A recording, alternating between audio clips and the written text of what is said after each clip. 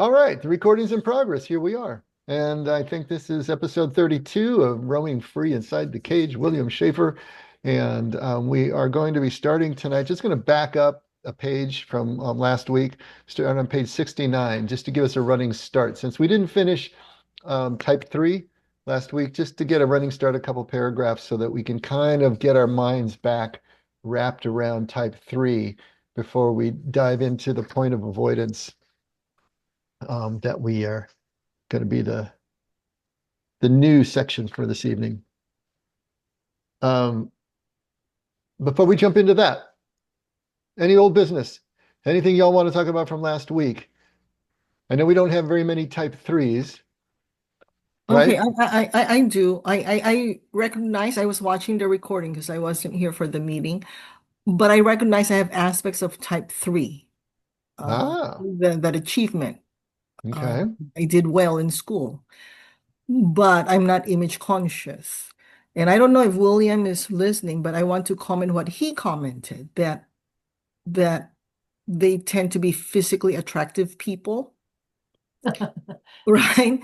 So I'm saying, well, I'm not magazine cover attractive, right? But I'm not ugly. No. We like you all right. Thank you. Yeah. Me too. I like myself too. So then I was thinking, because they're so image conscious, these other types of type 3, you don't know, those are that's plastic surgery. I know that. It has to be because I don't know.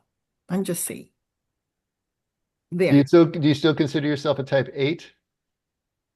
Yes. Uh-huh. Well, I think it's combination. I don't, Ellen, you got to pick one. Come on now. no. That's an artificial Not commit. thing. I think that's artificial. That's artificially assigned. But I see that I can be a combination of the three because I do. Well, maybe it's cultural, but we were acculturated to achieve and be proud of that achievement. And perhaps some of us who are not as physically attractive had to rely on achievements to feel good about ourselves. You don't know. It's more complicated than that. Okay. Well, I tested as a 3 this last test before we started this, even though I tested as a 9 before, and I'm thinking I'm more of a 5. But so yeah, there's a lot of confusion there. But I am really resonating with the threes in many ways, and I Mm. think that comes out more the more that we read. Mhm. So we're all going to have a combination of things that we're dealing with, obviously. So his premise is, and the premise of the Enneagram is that we do have one primary type, and we have that type for life.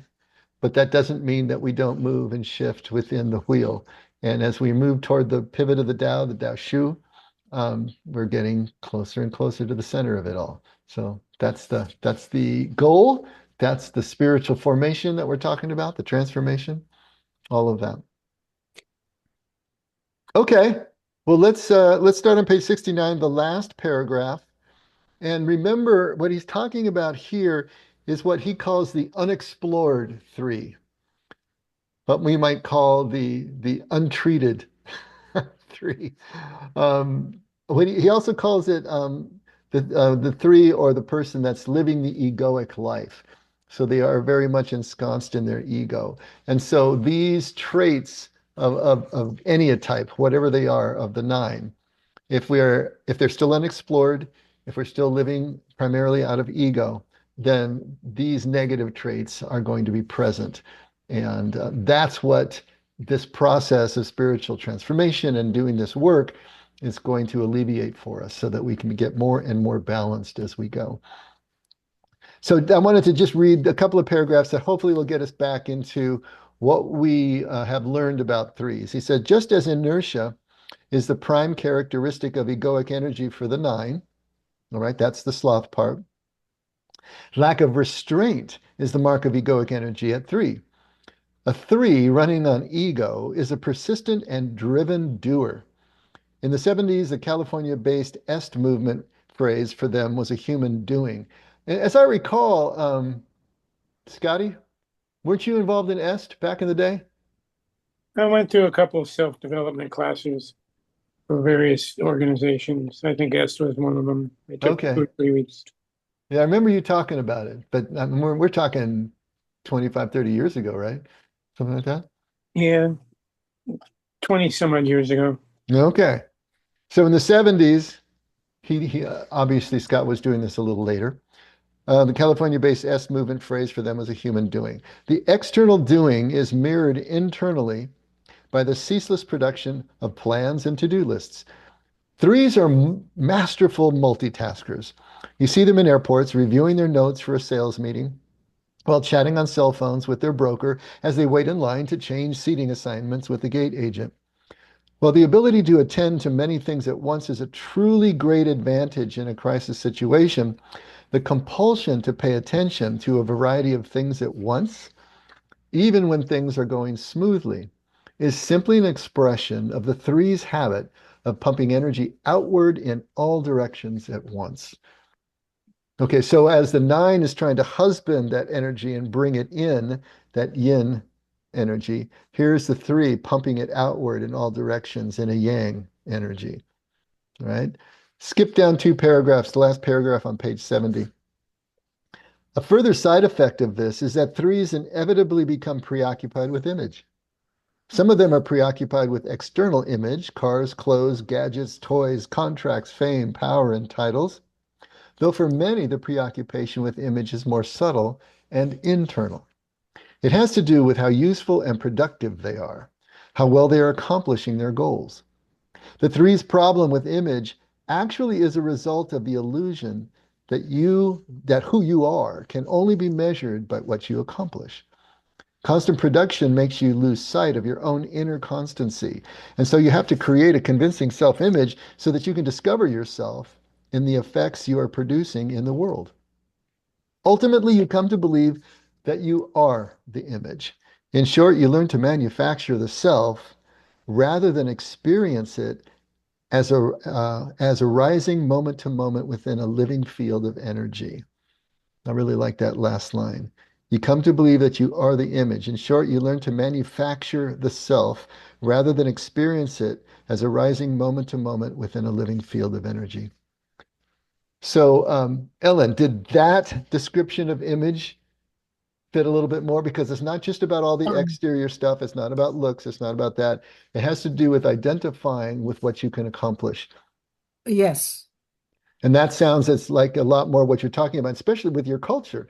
I mean, the Asian culture is so driven to accomplish, Yeah. and honor and shame is based on saving face is based on the Yeah. accomplishment and performance and all of that, correct? Yeah. Yes. But Okay. also I think this is what I was thinking about is the history of China.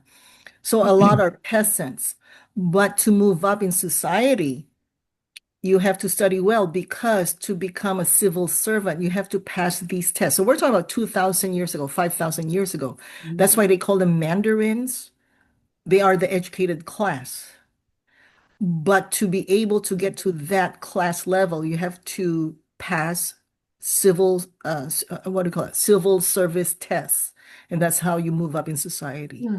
So I think that's my theory. That's why it's acculturated in the Chinese system to study well.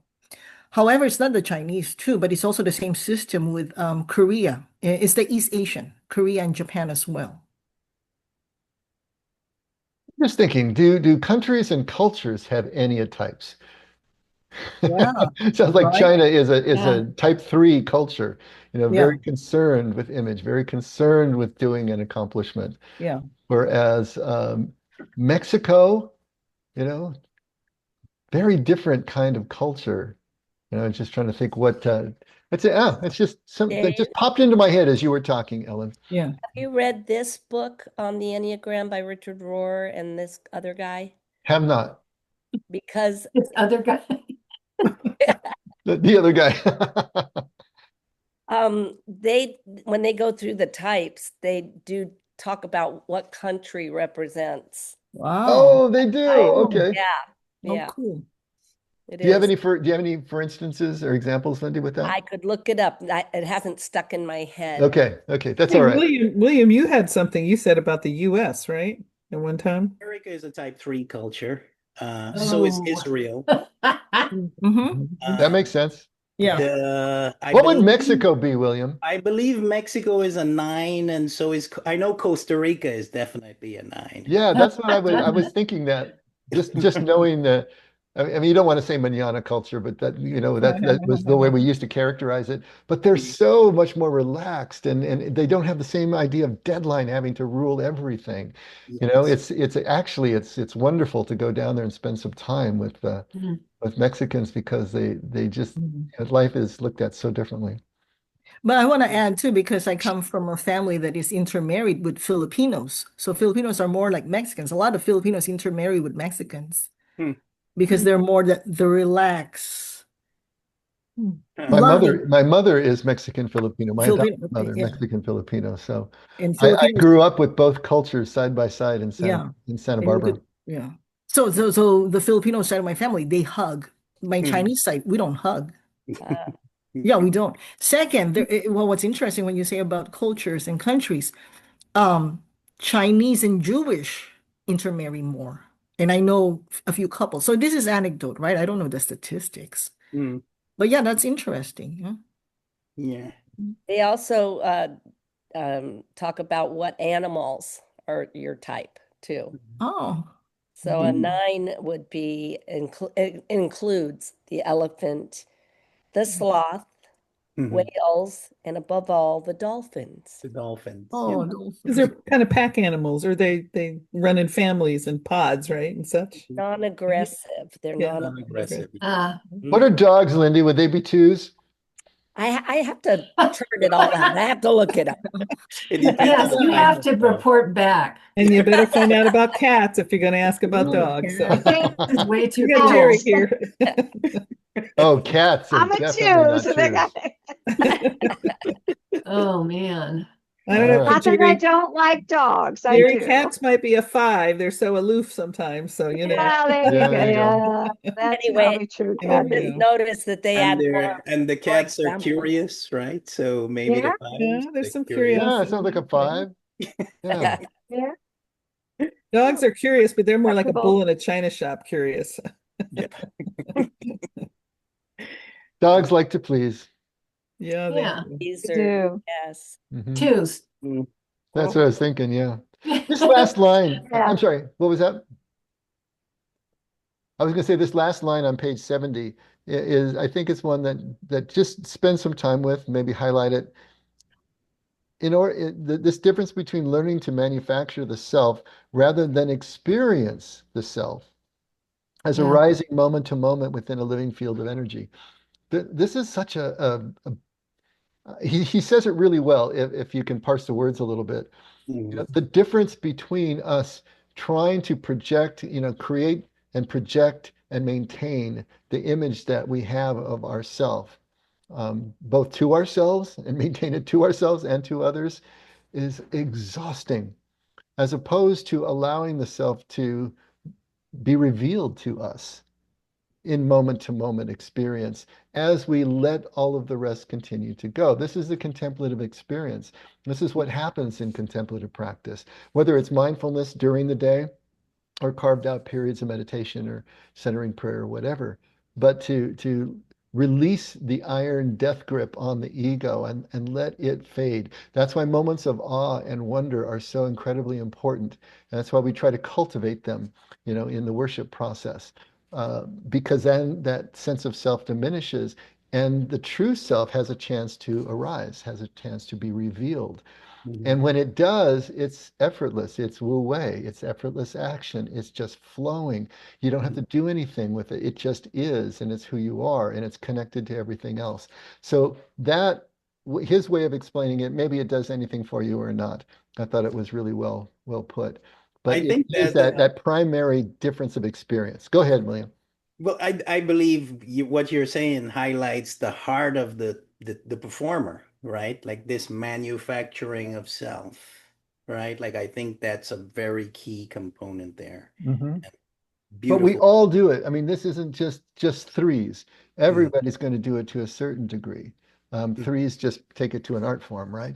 Yes. But we're all doing it. And like Ellen was saying, we can have a primary different part, but we're going to still resonate with this three. And maybe it's a wing, maybe it's this, maybe it's that, or maybe it's just part of our three culture, you know, white, coming down on us and rubbing off on us.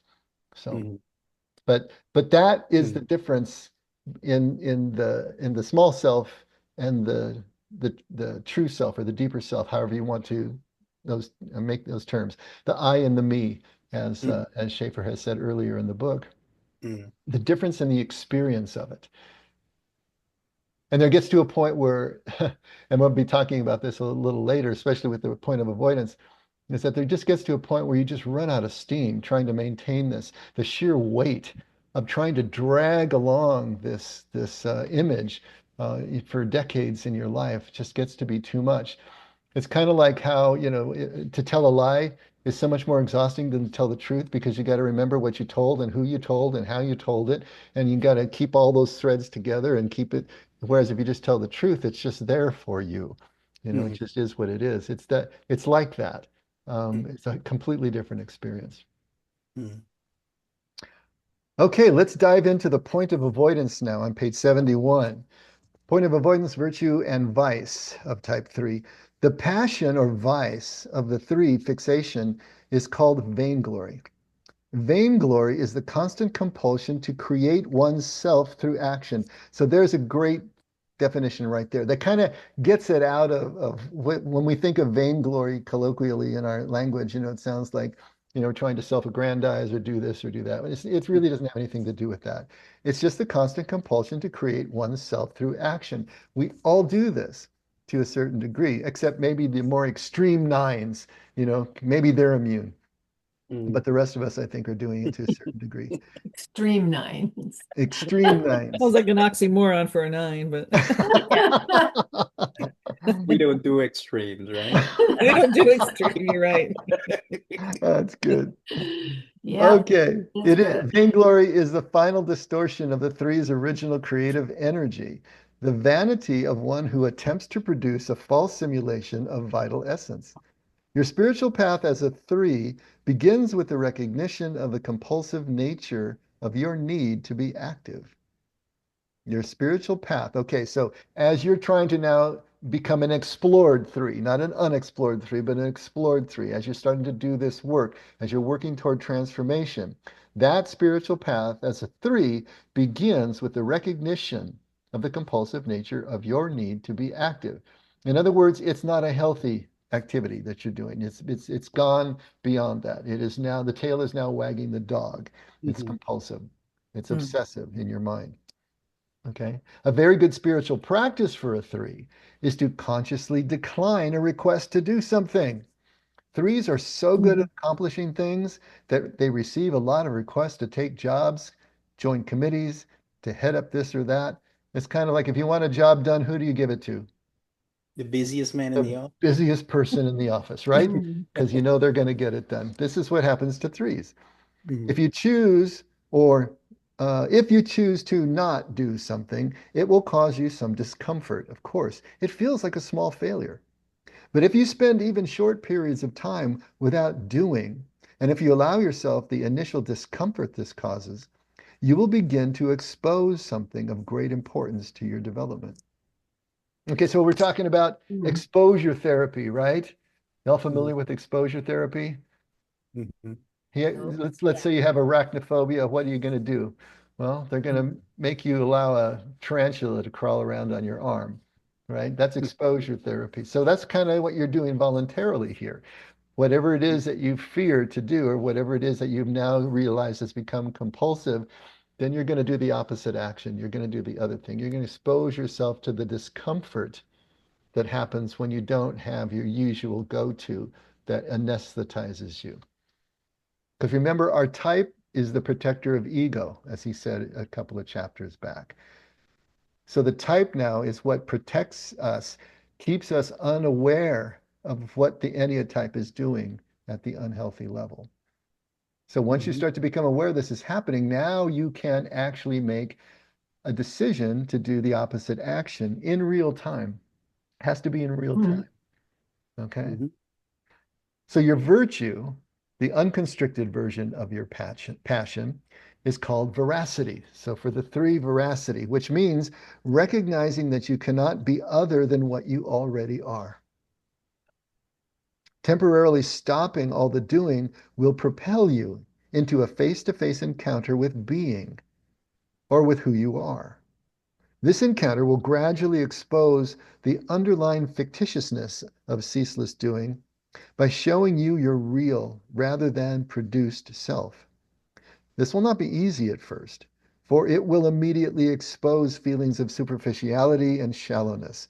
It will entail seeing how you can lie to yourself, how you put off and deny your internal feelings, and how you gravitate toward image.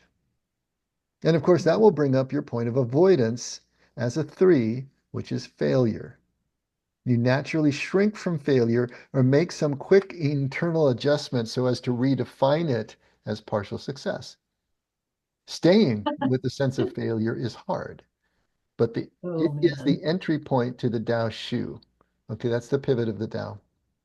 The frictionless pivot that allows for effortless movement starts with the three's realization there is nothing to do but to stop. Stop the effort, stop the lie of authorship.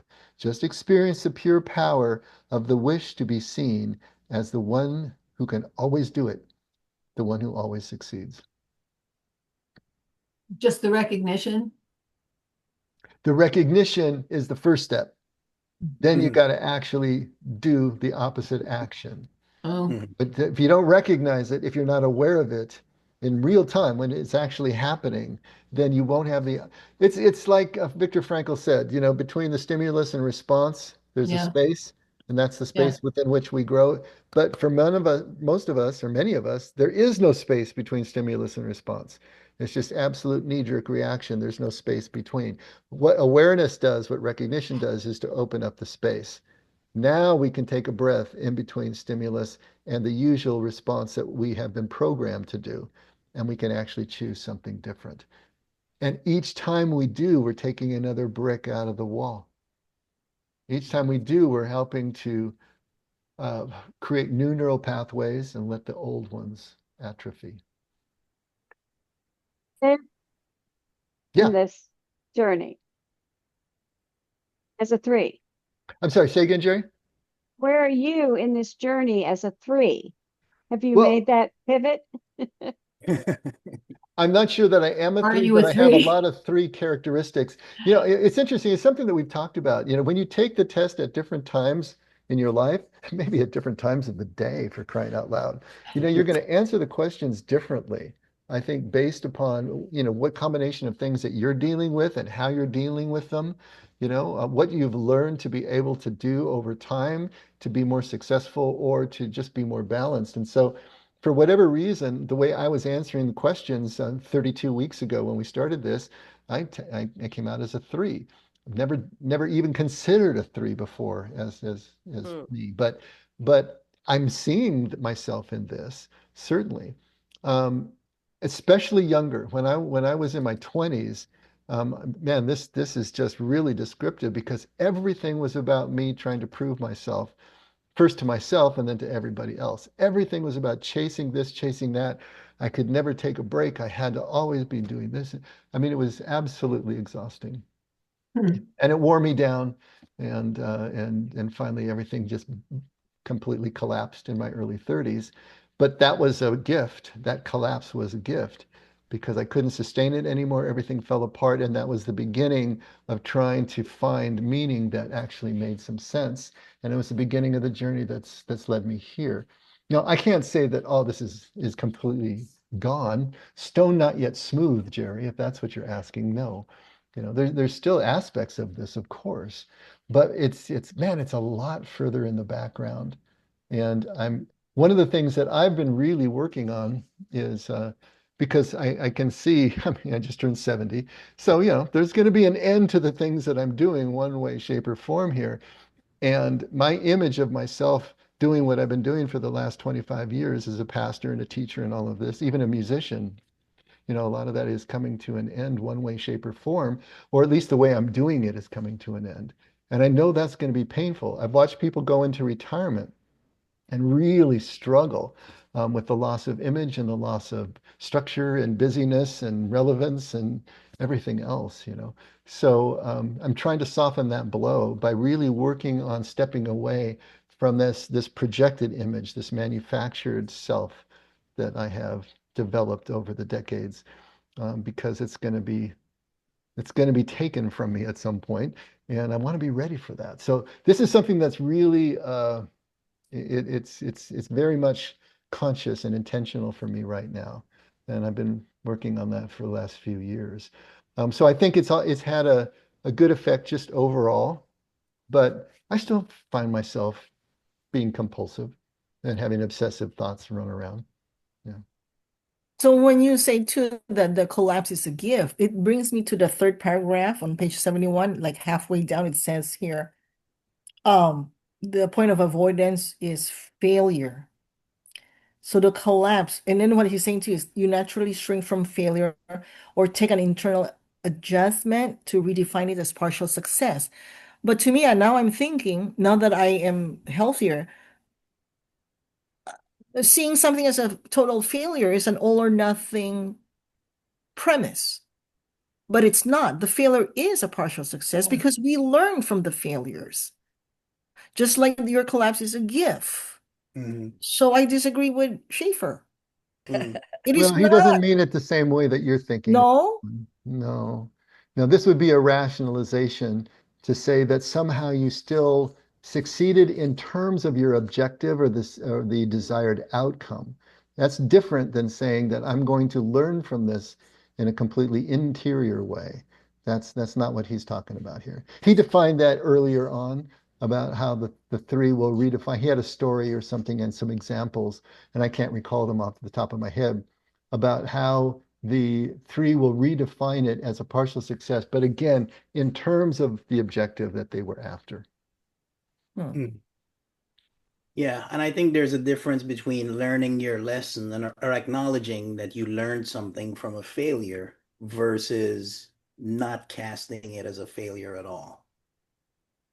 Right? Exactly. That's a great point because that would negate your ability to learn from the failure.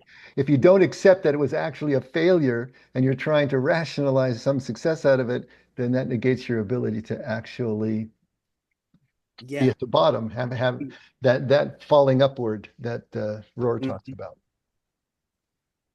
Good point. Does that make sense, Ellen? Well, kinda. I kind of still think he assigns failure as all or nothing. Nobody fails completely. There's always Right. something we get out of it. Yeah, but not in terms Always. of the outcome that you set out to achieve. You can fail completely at the outcome that you set out to achieve and yet still learn and benefit from that failure. That's the way that Right, you fail. That's the you learn from the failures and not from the successes, right. but And I only if think, you accept the failure and realize, no, I did not achieve my objective, Mhm. and but I I'll think what accept he's that. saying, Ellen, too, he's also saying that that's initially what you think. You initially think, "Oh, I failed." That's the thought of the initial thought of a three, and then you start to pivot and you start, doing your work and thinking it through and saying, "Well, maybe it wasn't a complete failure. I tried something. I took a risk. I did learn something from the failure, and so maybe there is a learning there." But I think he's saying that the three just typically thinks if I don't do this, I'm an automatic failure. That's the Mhm. initial thought until they kind of get past that. Mhm. If they're, what do you call it? Culturing or nurturing themselves or Mhm. being aware. Or maybe think of it more along the lines of, how hard is it for you to accept or admit that you were wrong? Can you just admit that you were wrong unequivocally, or do you have to hedge your bets and try to rationalize your way around it? How hard is it for you to just say you're sorry? Can you just say you're sorry? Or is it, I'm sorry, but I'm Mhm. sorry that? Is there always some hedge in there that makes it easier for you to swallow? That's the kind of acceptance of failure we're talking about. I'm sorry, you feel that way about me. Yeah, I'm sorry you felt offended. I'm sorry, you're having a bad day and you just don't like me. I'm sorry you experienced it that I'm way. sorry you experienced, yeah, exactly. Yeah. It's our egos are sneaky. They are so sneaky. You won't even realize they're so smooth. You won't realize how it's playing on you and playing you in terms of these rationalizations, because it's operating at a subconscious level for a lot of this stuff. And we're so programmed and just driven by those programs, so unconscious programs that yeah, it takes a lot of awareness to start to see what's going on. Mhm. And how you can make a different choice.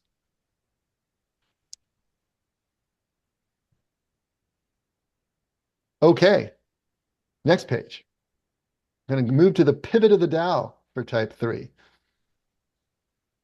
This is a great story. There's a marvelous teaching story about such a Tao Shu, and that's going back to what he said at the end of the other page. In the Chuang-Tze, a Taoist text compiled in the 4th century BCE. Yan Hui is a 3-ish young monk who has set out to convert the Lord of Wei, a young and ruthless ruler. He calls upon Confucius for advice. Confucius tells him he is afraid that Hui's plan is a recipe for disaster and that Wei will probably kill him. Hui insists he is only following Confucius' own advice, which is to avoid the well-run states and go to the poorly managed ones. Confucius then reminds Hui that he can only impart to others what is firmly established within himself, and that his scheme to overwhelm the young ruler with admiration for Hui's virtue is surely going to backfire. He tells Hui, "You are using fire to quell fire, and water to quell water. That is what is called going from bad to worse. At first, we can only offer more schemes for developing even greater virtue and holiness so as to make the willful young king see the light of heaven." Confucius cuts him short. Too much organizing. Finally, Hui lets himself have a small moment of defeat. "I have no more to propose," he says. "Tell me the secret of it." Confucius orders him to fast, not from food, but from planning. Hui is to stop listening with his ears, even to stop listening with his mind. He is to listen only to energy, to qi. Energy is the stillness that waits to be aroused. Energy is the stillness that waits to be aroused. That's a great line right there. Mm. Energy is the stillness that waits to be aroused. Hui can do nothing. Only the stillness of Tao can succeed. Finally, Hui sees the light. He confesses to Confucius, "The whole time I was failing to get the point. It was Hui who was in charge. When I finally understood, it was not Hui who acted." And Confucius replies, "Perfect. Now you are ready to roam inside the cage of Lord Wei." Hmm. Pretty cool. Is it making sense to y'all? Especially in light of what we just were. That's a pivotal point in this whole book. Yeah. It is. Yeah. That is the pivot of the Tao. When we get to that point that we run out of ourselves, right? Then we're in that frictionless point inside. When we are no longer trying to maintain the performative self, the projected self, the manufactured self, and we let self arise just moment to moment from the energy of the moment, then we're in that Wu Wei place, that frictionless center. But we have to let go of the trying to push the rope, right? And that's really hard for us to do. He continues, "This story is a wonderful description of a 3 needing to come to a point of defeat, aided in this instance by a somewhat gruff teacher, in order to stop the automatic use of yang against yang, fire to quell fire, and yin against yin, water to quell water. The point of transformation is the realization of one's foolish commitment to lifting oneself up by pulling on one's own bootstraps." Humbling to be sure, but simultaneously illuminating. I'm actually being held by something else. My effort is both useless and unnecessary. When threes start to allow a sentiment like that of, I give up, tell me the secret of it, their excessive yang energy, we can do it, gradually becomes more balanced. We can, that is able to do nothing. Within the stillness of the Tao Shu, the three's anguished cry, I cannot act, is slowly transformed into a serene, I can not act. Clever, huh? The realization that one can stop making effort and that life will go on as before, often better than before, is the beginning of freedom from the fixation. It is how threes begin to reclaim holy hope, the awareness that the fullness of power is already coursing through them.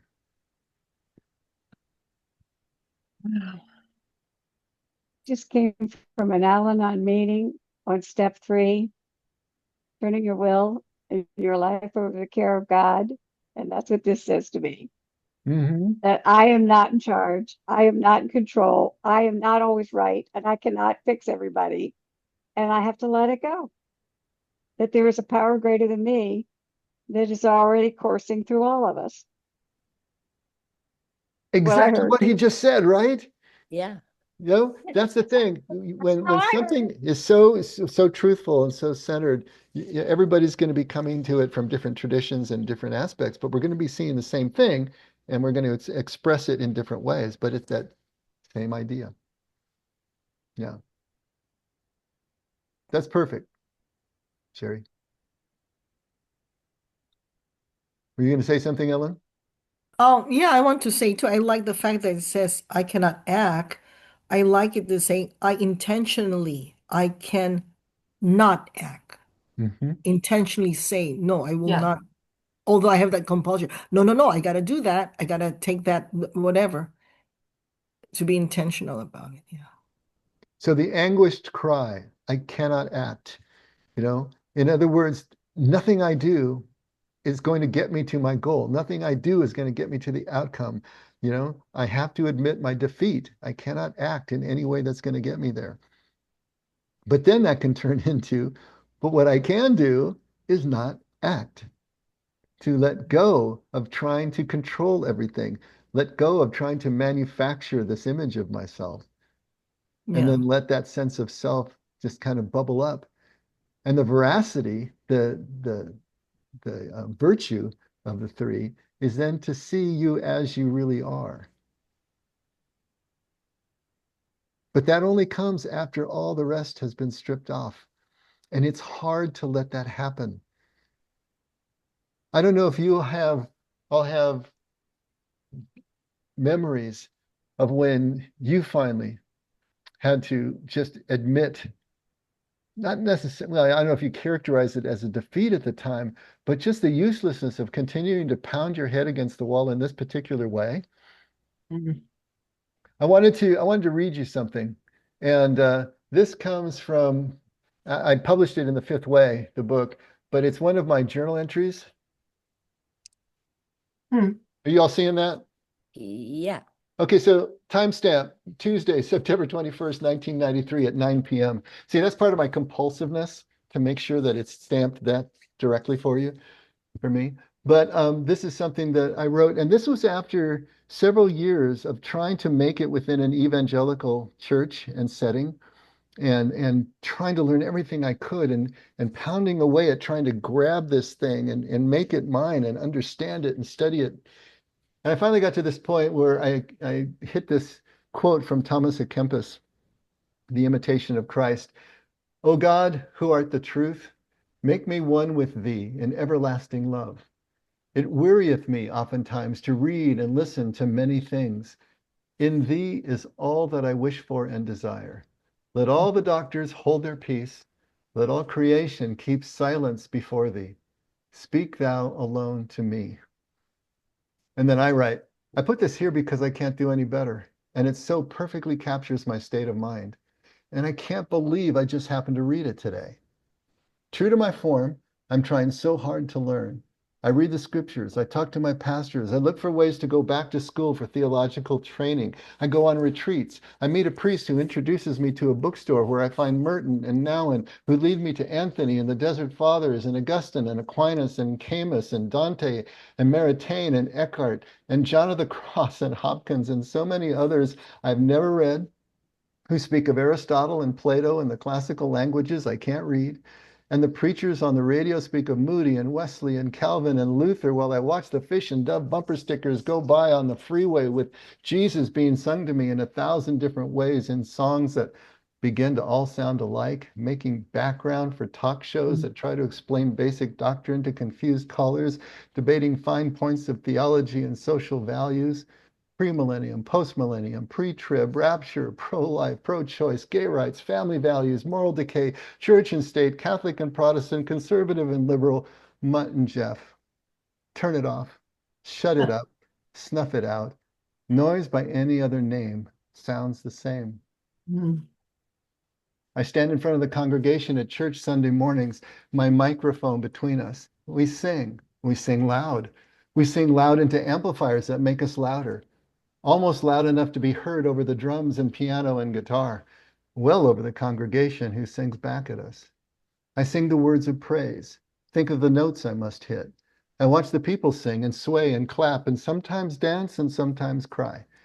And I wonder if anything is going on here. What are we doing? I asked you last Sunday in the midst of all that noise, in the midst of my noisy week, trying to think through my cluttered brain. Then down in front, kneeling at the steps, an elderly woman is transfixed in prayer. Eyes closed, mouth moving, hands upraised. What is she feeling? Is it real? Is it you, Lord? The pastor comes by and lays his hand on her shoulder for a moment before moving on. And the look on her face makes me smile and frees up a tear to be wiped away. And I know that you put that look on her face. And I thank you for allowing me to help by being part of her experience. I don't get a chance to ask her, but maybe she gets that same look on her knees by her bed with her hair in a net and only a round wind-up clock clicking away as accompaniment. And maybe all this is just unnecessary. And it is, and I know it. But you use it anyway and give it the meaning it could never have on its own. But I realize more and more that I won't find you very often in the noise, Lord. And when I do, you won't speak to me as clearly or longly as you do on these silent pages. Not that you couldn't, but I can't hear as well, listen as well. I'm finding myself, who and how I am, through the measure of your presence in my life. Those activities, those modes and methods that bring me close to you are those that match the nature of my spirit, my silent spirit that doesn't speak, but knows when it's home, or at least getting close. So I will use the apparent magnitude of your presence as my sextant to guide myself through the maze of books and sermons and songs and t-shirts and Christian gift shops that I may stumble across on my way home to you. As I was reading the passage in Schafer's book tonight, I remembered this because that was a moment that was so clear to me that I had to stop trying so hard. I had to stop trying to compulsively do what I always do when I'm after some sort of outcome and move into a whole different way of passage. And that was that moment where the whole thing just became absurd. And I didn't know what to do with that, except to just back off. And that was my threeness coming to a point of just hitting the brick wall head on and finally having to admit that I had to do something different. But it was hard, and it didn't all happen overnight because I just wrote this. It isn't like the next day I was completely this different person.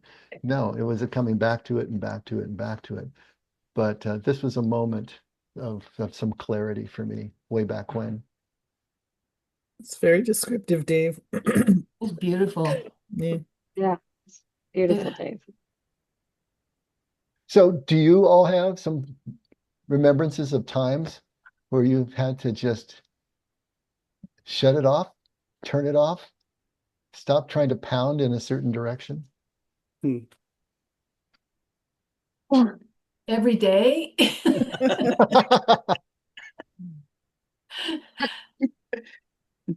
Yeah. To me, the solution is always out beyond me. I'm always chasing something. And I think the turning point for me was when I found that quiet place.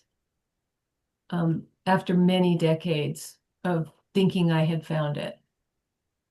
And for me, it was a moment of prayer and meditation and just settling in to a noiseless state. And it became my comfort place. Still is. Mhm. I go there. I'd Mhm. love to live there, but I haven't conquered that yet. Yeah. I think it's also the difference of, I was also brought up where you strive, but once you give up, I see it as negative, like this is defeat. I give up. Mhm. But there's the other plane where you say, no, I surrender. This is it. The striving stops already, and I Mhm. surrender. Did you have that point? Yes. You When remember? I tried everything, and this is exhausting, and I could not give up because I saw that as defeat.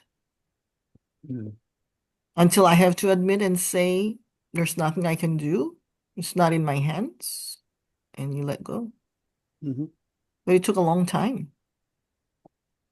Us. For me, and again, I hope everybody doesn't mind, but for me, it was Al-Anon.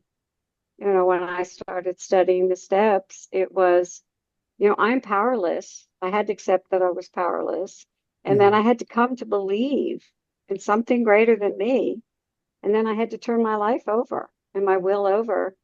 And then I loved what you said, Laurie. When I got to step 11, I sought through prayer and meditation to improve my conscious contact with God, praying only, and that was a key word for me, only for his will for Mhm. me.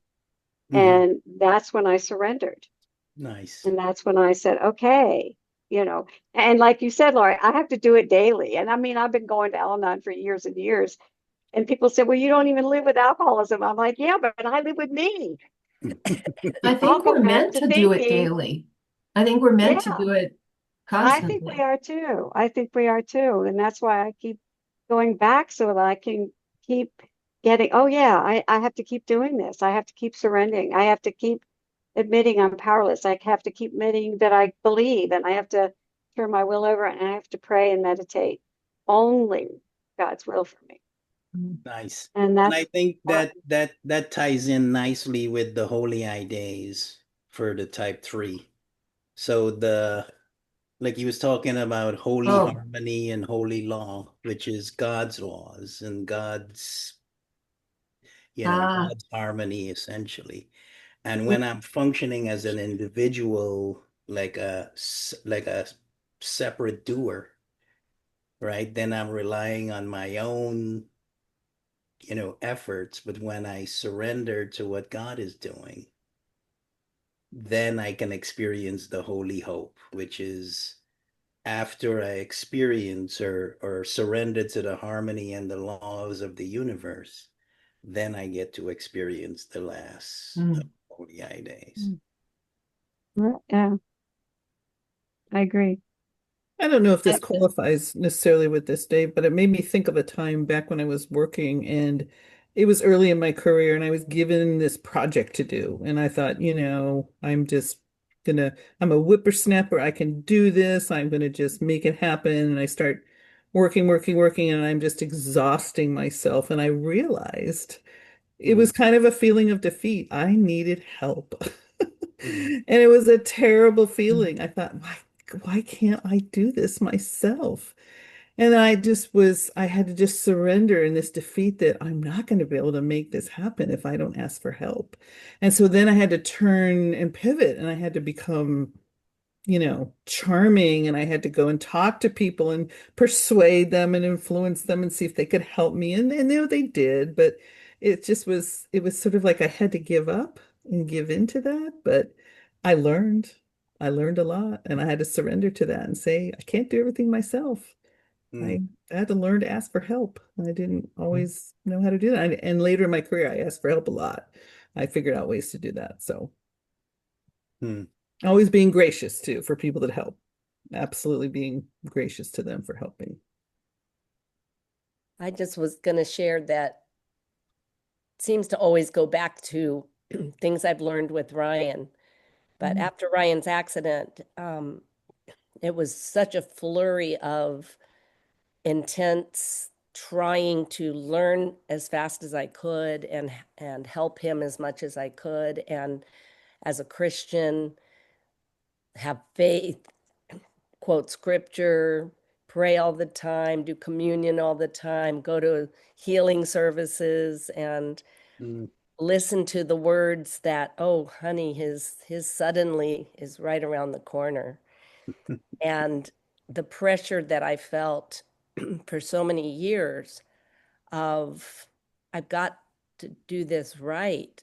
It's for Ryan. I've got to spiritually get it right, as well as all the physical things.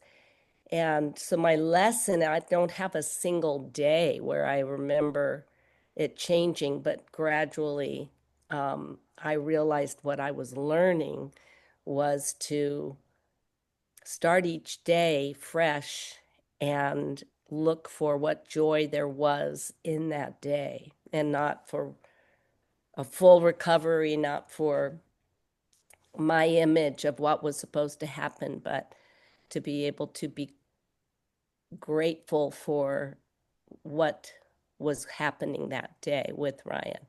And I've learned to be very joyful with him as he is and mm, not how I remember him or as I would like him to be, but to be very accepting of Ryan today. And it's been a much easier life to live. mm, And I feel like it's what God was trying to teach me all along. mm, mm. In my So person, I'm sorry, go ahead. I was just going to say, and so listening to Lori and actually Lindy and all of you, Lindy was thinking that there was some combination of religious practice, rite and ritual, and so on and so forth that she needed to do in order to affect the outcome, in order to affect the healing of her son. Mm, And he pounded and pounded and pounded. And then at a certain point, I think we all have to recognize that the emperor has no clothes. The thing that we were trying to do is not going to get us there. And that the admission is that we have to get out of that vehicle because it's not going to take us where we want to go. We got to get in another vehicle. For me, I was doing the same thing. I was trying to do everything by all these threads and holding them all together. And then I realized that's not the way this works. That was the beginning of my contemplative practice and moving into a completely different space, a space that felt like a pushing off and letting go rather than a leaning forward and grabbing by the throat. And so it's resonating with everybody, all your stories, because they all speak to the same thing. And Mhm. this is what we're trying to get to here. And even though we're talking about threes, we're really talking about all of us. But getting to that point where you can see through the facade, you can see that the emperor has no clothes, you can see this thing stripped away. That's the moment at which you can make a different choice. That's the moment that you can see the absurdity of what you're trying to do and what you believe to that point. And then you can make a different choice. And then you can move into that place where you can actually accept what is even as you continue to work for what's not yet. And that's a balance. And that's what we're talking about. That's the balance you have to redo every single day. But getting out of the one vehicle and into the other vehicle is something that then can propel you along the way. It's Yeah. not like you have to keep remaking that decision necessarily, although sometimes we do too. But that balance is constantly, it's just like that tightrope walker, constant balance, even though eventually you can walk across the cable as easily as you walk across a room on the floor, but you're constantly balancing. And as soon as you drop the balance, you're on the floor. So Mm. It's such an interesting thing, and it's so different than what you think it's going to be when you first start out. It feels so different. Mm. And I guess I can say that if it doesn't feel different, then you're probably on the old program. It should feel very different, at least at first. It's in that row. Well, I want to share that I find myself too in a happier place now at work. I used to be so frustrated. So today, one of my colleagues was venting to me that she was so frustrated with his mom. We made all the effort to make the appointment for her, and then of course she didn't show up to the appointment, and etc. And says, but we've done this and so and so and so. So I have come. I hear her. I was like that a few years ago until I said, you know what? We cannot control what the mom does. I don't Mm. know why this shouldn't show up. But then we did all this. To me, this is what surrender means. No, she has agency. You have to give her that. Yeah. As long as you give, right, as long as you give, this is a phone number to make the appointment. Oh, but then I have to have a wait list of 6 months. I go, that is what happens if you're a no-show. And then Chalk has a policy where you're a no-show 3 times, they drop you off the program. Mm. And some find it the hard way. I said, I'm sorry, that is what it is. I mean, we can re-refer you, but it took that for some to feel that pain. Then many of them make sure they don't no-show. Right. But I've learned to let go. Whereas before I was there, I'm listening to my colleague. She is so angry, so frustrated, and all that pent up energy. And I said, no, she knows what to do. Yeah. I remember having a Mm. conversation with Nina when she had told me we have to respect our clients enough to allow them to fail, Yeah, and when I first started my treatment program, I was very much in that I need to save everyone kind right. of mindset. Yeah, And you can teach them what you want them, what you think they should know, but ultimately they're going to do what they do, and you know they're going to find their way to they're going to become willing whenever they're ready to become willing, and you can't force that. right. These That's what I, therapists and counselors, I can't imagine.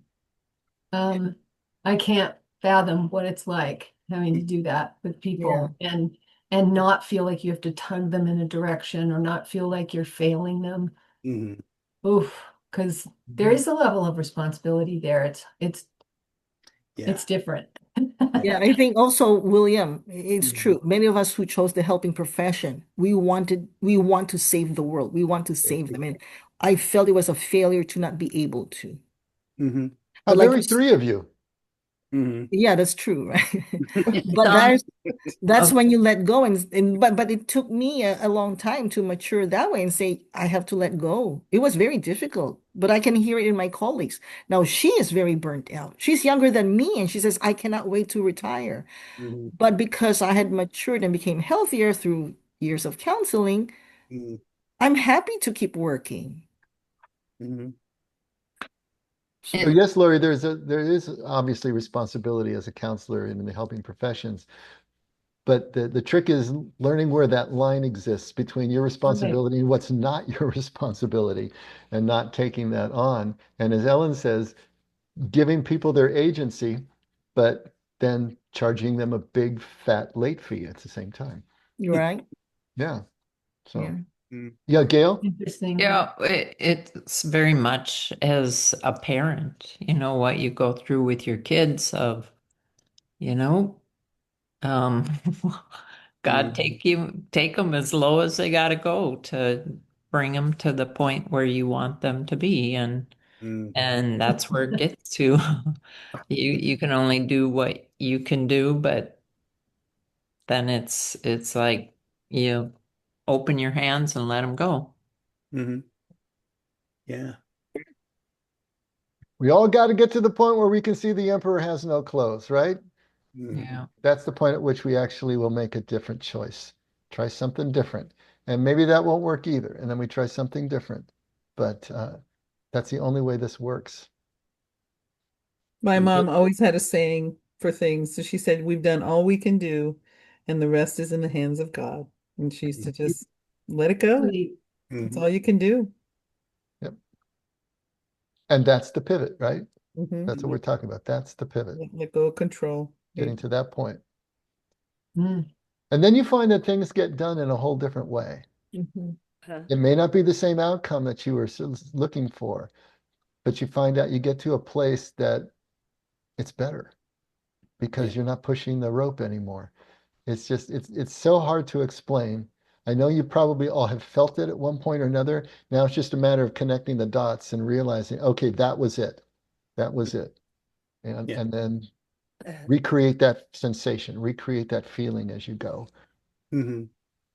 And I think like all of these points are pointing Mm. us back to something that looks like faith and trust, right? Like when we actually get to the point of just surrendering, Mhm. right? Where we get away from our own egoic efforts and simply allow ourselves to be held and carried and guided. And that's the genius of the Anavim spirit that we talk about over and over again. That is the Mhm. Anavim heart, being in that pivot, realizing you can't make it happen. It's kind of like Kathy says, I can't make it happen. Why can't I make it happen? But the person who is the Anavim gets to that point and then is able to still keep their hope and gratitude going by realizing that they are in the embrace of God. And it will be okay. Mhm. Yeah. Just maybe not in the way that they envisioned it. Yeah. Yeah. Another thing that came to my mind that my pivoting was I was a chameleon, because I had to have this image and everybody had to like me. So when I was in high school, I mean, I had to, I was an A student, so I could be with the A student kids and I would act that way. I was a cheerleader, so I had to be with the sports people so they would like me. So then I had to be on the back of a motorcycle so they would like me. Mhm. I didn't know who I was. I Mhm. was whoever that image, that ego was always wherever I was, I had to be so that Mhm. they would like me because I didn't like me. And when I Mhm. finally had my surrender point, now I like me and I like who I am. And this is who I am, guys. Take it or leave it. And We I'm like you okay too, with Jerry. that. And we like you, Jerry. Thanks. Thank you. And Whatever I color your like hair me is, we too still like now. you. Whatever when I'm white, right? But I didn't know that I was doing that. I had no clue that I was doing that until later when I look back and I had my surrender moments and got healthier. I'm like, oh my gosh, I didn't even know who I was. And Mhm. I didn't like me, no matter what phase I was in. Right. But I like me today. And that is the surrender too. And Amen. I know I'm a beloved child of God today. So that's And good too. Amen. Very cool. All Mm. right. We gotta stop. yeah. I always like this kind of Yeah. flurry that we do when it's time to stop, right? We get this and it's very cool. Very cool. All This is right, Scott. awesome. It's true. God is muted. Oh, you're muted, Scott. Oops. Thanks, Dave. Father God, we're so grateful to be here, and we just love you, Lord. It's a really grand journey that we get to be on, and there's challenges that we face, but there's so many victories that we're able to enjoy and come together and celebrate, and we have a lot to be grateful for, Lord. So with that in mind, we just praise you and thank you and love you, Lord. It's in your holy and precious name, Lord Jesus, that we pray and we give our thanks and we say our amens. Amen. And thank you, Amen. Scotty. Thanks, You Bye, everybody. Another good everybody. This was discussion. See you awesome. Sunday. got it, guys. Okay. See you Okay. guys soon. Bye-bye. Bye, Bye. Jordana. Bye, Jordana. Hi, Good Kathy. night. Bye. Good night, guys. Good Good night. night. Night. Good night. Good night. Good night. Good night, Jordana. All right, see you Okay. Sunday. See you Sunday, dear.